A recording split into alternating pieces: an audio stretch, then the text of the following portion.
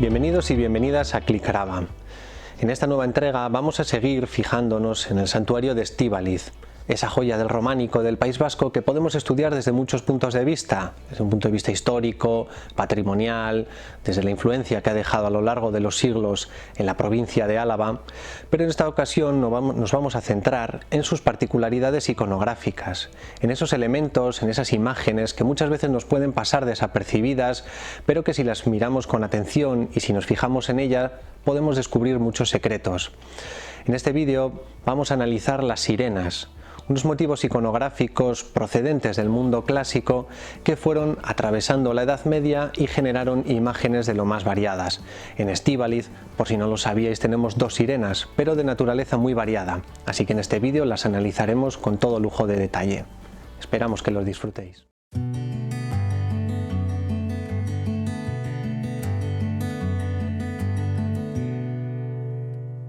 De un vistazo general, Estíbaliz logra transmitir la sensación de ser una iglesia unitaria y bien conservada, con sus tres ábsides, su nave exenta, sus portadas. Sin embargo, como bien sabemos, esto no es sino el resultado de unas intervenciones acontecidas a principios del siglo XX que cambiaron de forma notable el aspecto del lugar. Pero esta fiebre restauradora, que dominó buena parte del siglo pasado, no fue el único momento en el que la iglesia de Estíbaliz se modificó. Algunos de estos cambios pueden rastrearse en los documentos, otros, sin embargo, no han dejado huella alguna y hoy día resultan imposibles de reconstruir. ¿Qué hace sino un capitel situado bajo la cornisa del ábside central colocado a modo de canecillo? Por algún motivo que desconocemos, esta pieza se reubicó ahí, dejando un curioso misterio que aún no ha podido resolverse. Por su tamaño y concepción geométrica, podríamos sospechar que procede de algún ventanal románico desaparecido, pero poco más podemos aportar. Sin embargo, más allá de su procedencia, fijémonos ahora en su iconografía. Nos encontramos con la típica sirena, tan del gusto de la época, que sostiene una doble cola con sus manos. Bajo ella, unas formas ondulantes sugieren el mar. En Álava tenemos muy pocas representaciones de este tipo, pero podemos apuntar algunos ejemplos. En el tímpano de Zambrana, algo estropeado, se adivina una sirena con una disposición muy similar. En esta pieza, además, aparece otra sirena de una sola cola que se parece mucho, aunque sea con una factura formal muy distinta, a la que podemos apreciar en el precioso óculo de la iglesia de San Juan de la Guardia. Esta interesante representación suma un elemento más, ya que la mujer sostiene un pez con su brazo izquierdo, detalle que también aparece desarrollado con mayor naturalismo en uno de los magníficos canecillos de la iglesia de Armentia.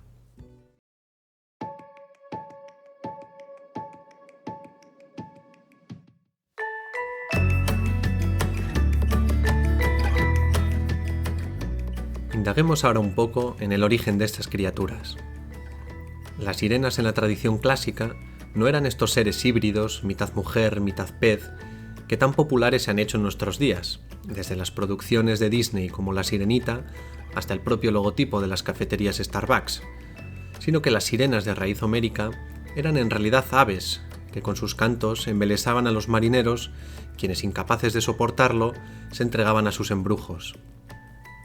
Las advertencias que se cuentan en la Odisea de Homero dejan muy clara la condición negativa de estos seres que, según cuenta, capturaban a los hombres para devorarlos hasta los huesos.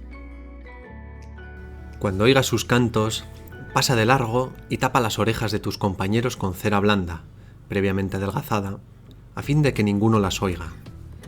Mas si tú desearas oírlas, haz que te aten en la velera de la embarcación de pies y manos, derecho y arrimado a la parte inferior del mástil, y que las sogas se liguen al mismo, y así podrás deleitarte escuchando a las sirenas, y caso de que supliques o mandes a los compañeros que te suelten, te atarán con más lazos todavía. Estas irresistibles sirenas, cuyos hechizos eran mucho más fuertes que la voluntad de los hombres, se convertirán en el argumento perfecto para que los teólogos medievales los empleen como potentes armas doctrinales. Fue tal vez Isidoro de Sevilla, ya en el siglo VII, quien marcó el inicio de esta transformación. Para él, lo que los marineros imaginaban como doncellas aladas en realidad no eran sino meretrices que llevaban a la ruina a quienes pasaban, y estos se veían después en la necesidad de simular que habían naufragado. Se dice que tenían alas y uñas, porque el amor vuela y causa heridas, y que vivían en las olas, precisamente porque las olas crearon a Venus. Otros autores, por el contrario, sostenían que las sirenas, despechadas por no haber podido detener a Odiseo, quien soportó sus tentaciones atado al mástil del barco, terminaron arrojándose al mar, transformando su parte alada en cola de pez.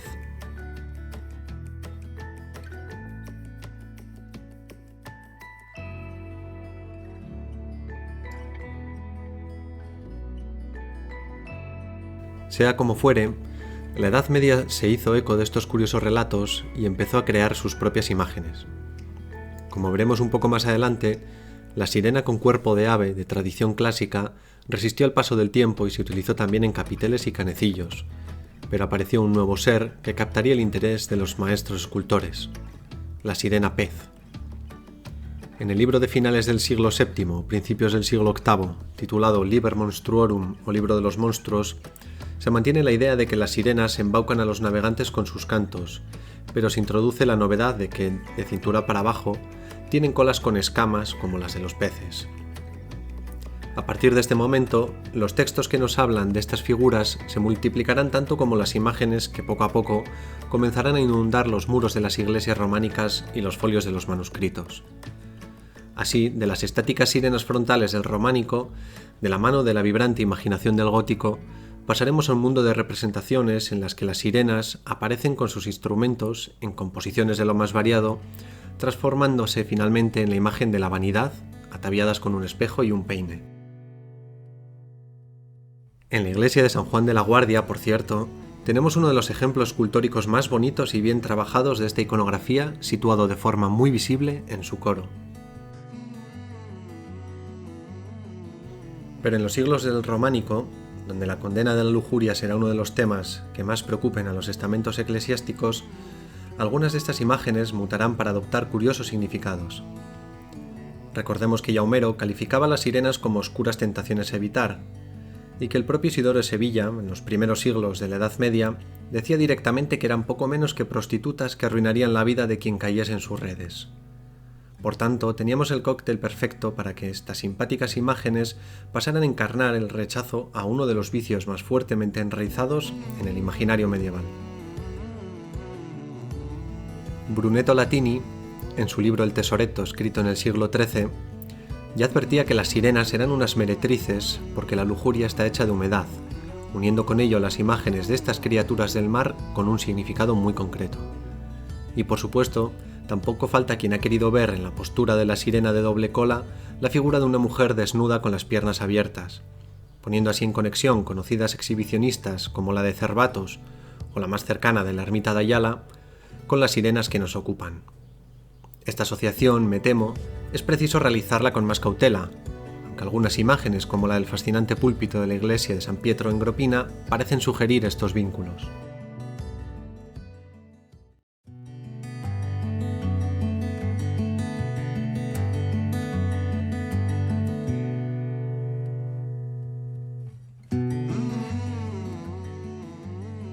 A las solitarias sirenas les asignaron desde muy pronto un peculiar compañero que una vez más se convertirá en una figura absolutamente afín al arte románico, el centauro. Si dejamos a un lado la sirena del ábside y nos dirigimos a la portada especiosa, nos toparemos con una exquisita escultura en la que un centauro dispara sus flechas a un extraño animal alado que muchas veces se ha interpretado como una arpía. Sin embargo, si lo miramos más en detalle y leemos las fuentes que nos hablan de este encuentro, podremos deducir que se trata de una sirena ave, exactamente igual a las que describía Homero en la Odisea. De nuevo, es esta tradición clásica la que nos aporta las primeras pistas para entender esta peculiar lucha. El poeta griego Licofrón, al hablar del épico viaje de Odiseo de regreso a Ítaca, describe las sirenas como seres centauricidas o matacentauros, aportando así la primera referencia de este combate que, según los especialistas, podría estar aludiendo a un mito anterior que hoy se ha perdido.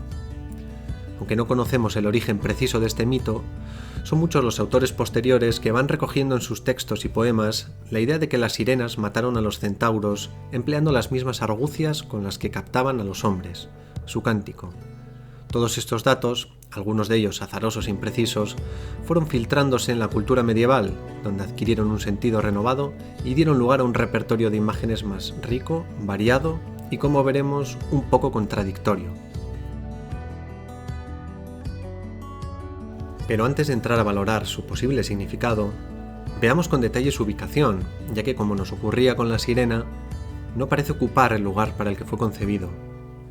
En este caso, tanto la lucha que nos ocupa como otra serie de elementos, entre los que destaca una fabulosa anunciación, están encastrados en el muro de una manera un tanto sospechosa. La línea de imposta decorada con ricos roleos vegetales que enmarca a la Virgen y a San Gabriel está torcida, rota, y a simple vista se puede ver que está reubicada. Un estudio más atento nos confirma que estas figuras tienen poco que ver con los talleres que trabajaron en la portada o en los capiteles del interior. Pero entonces, ¿de dónde vinieron estas figuras? Por el parecido formal de algunos elementos, lo más probable es que procedieran de Armentia, tal vez en el momento en el que se demolió su gran portada y muchas de sus piezas acabaron dispersas por la provincia. Pero volvamos al centauro y a la sirena alada. Si leemos el citado Liber Monstruorum, ese temprano tratado sobre monstruos del que antes hablábamos, podremos ver cómo se introduce una curiosa distinción entre centauros y onocentauros, es decir, entre las criaturas que eran mitad caballo o mitad burro.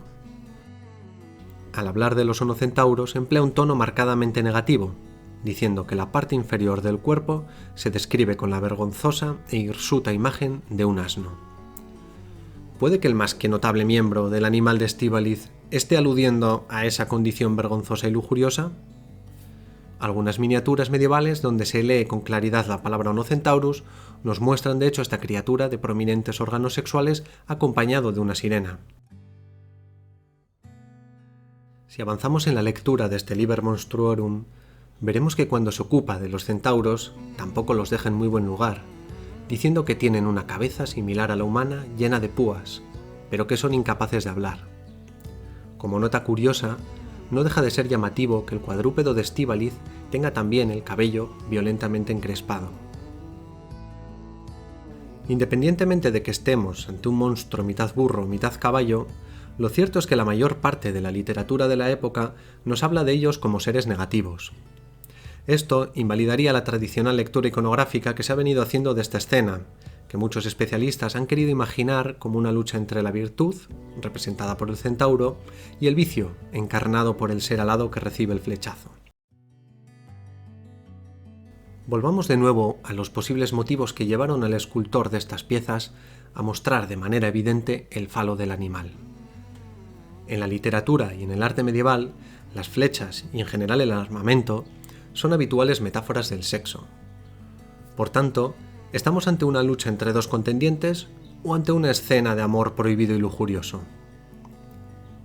Justo en la parte inferior de esta escena aparecen unos muchachos en actitud cuanto menos insinuante, levantando sus vestimentas e invitando al placer carnal. Lástima que su más que probable acompañante, que nos muestra de manera explícita sus genitales masculinos, se quedó irremediablemente separado de ellos en Armentia, donde lo podemos visitar hoy en día en su pórtico.